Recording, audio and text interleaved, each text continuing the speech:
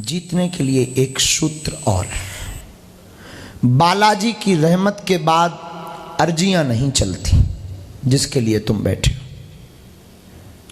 बालाजी की रहमत के बाद अर्जियां नहीं चलती। दिलों के खेल में खुद गर्जियां नहीं चलती। चल ही पड़े हो तो जान लीजिए हुजूर, अगर तुम चल ही पड़े हो भक्ति के रास्ते में तो जान लीजिए हुजूर, भक्ति और समर्पण में फिर मन मर्जियां नहीं चलती।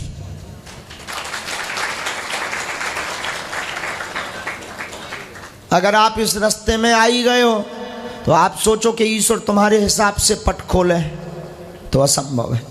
तुम सोचो कि मुझे अभी जरूरत हो भगवान की चारों भुजाएं दिख जाएं, असंभव है। तुम सोचो कि ईश्वर मेरे अनुसार काम करे, और हम लोग भी बहुत विचित्र लोग हैं। हम लोगों को ऐसा भगवान चाहिए कि मुंह में नारियल डालें हाथ से फोड़ के निकाल दे, हद हो गई। हम लोगों को ऐसा भगवान चाहिए जो डेट बता दे, हमेशा अपडेट रहे, ऐसा भगवान चाहिए। ऐसा भगवान चाहिए कि दूध चढ़ावे और वो बोले तथास्तु, जल चढ़ावे, फल लगावे, नारियल फोड़े और कहते महाराज मकान बन जाए हनुमान जी, वो कहते तथास्तु। ऐसा भगवान चाहिए हमें। और हमें लगता है ईश्वर वो नहीं है जो मंदिर में बैठा है। मंदिर तो ईश्वर तक पहुंचने का एक माध्यम है। असली ईश्वर तो तुम्हारे मन के मंदिर में बैठा है। और मन के मंदिर के ईश्वर को पाने के लिए फिर वही बात है, भक्ति और समर्पण में मन मर्जियां नहीं चलती। इसलिए मेरे पागलों इस पर सुनो,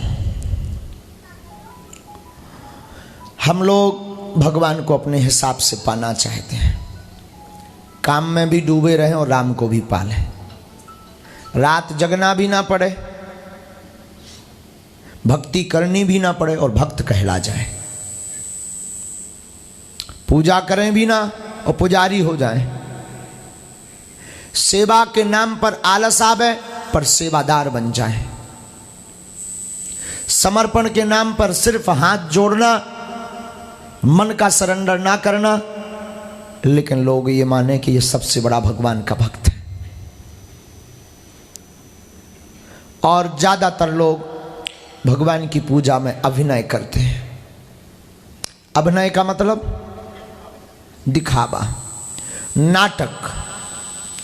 और आपको अगर लगता है कि आपने भगवान के सामने 3 पाठ हनुमान चालीसा के कर लिए या आपने प्रसाद चढ़ा दिया तो समझो आपके पाप मिट गए, अब भगवान तुमसे खुश है। तो हम तो कई बार हमें बहुत हंसी आती है, संसार को किसने बनाया, मिठाइयों को किसने बनाया, मिठाई बनाने वाले को किसने बनाया, मिठाई में जो खांड है शक्कर है उसको किसने बनाया। अच्छा, तुम उस ईश्वर ने बनाया मिठाई वाला, उसी ईश्वर ने मिठाई बनाई, उसी ईश्वर ने शक्कर बनाई और उसी के बनाई हुई वस्तुओं को तुम उसी को समर्पण करके चले आते हो। तुम कहते हो कि मैं धन्यवाद दे करके भगवान पर उपकार करके आया। कितनी अद्भुत बात। और आप सोचते हो कि तुमने भगवान के ऊपर उपकार कर लिया। और कई लोग तो हमें मिलते हैं जो कहते हैं महाराज जी एक भी मंगल नहीं चूके, हमने हर मंगलवार को नारियल फोड़ा है। क्या परमात्मा तुम्हारे नारियल का भूखा है? क्या ईश्वर तुम्हारे फलों का भूखा है? जिसने पूरी दुनिया बनाई उसको तुम 2 किलो फल चढ़ा भी दो तो क्या खाक चढ़ाए?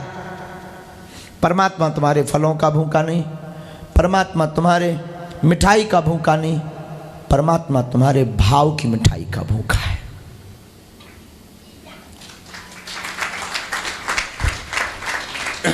और हमसे कोई पूछे कि भगवान को चढ़ाने के लिए सबसे बढ़िया वस्तु क्या है, कभी मंदिर जाना और भगवान को कुछ चढ़ाने की बात आए ना, अपने आप को ही चढ़ा कर चले आना। कह देना बहुत खोजा आपने जैसा।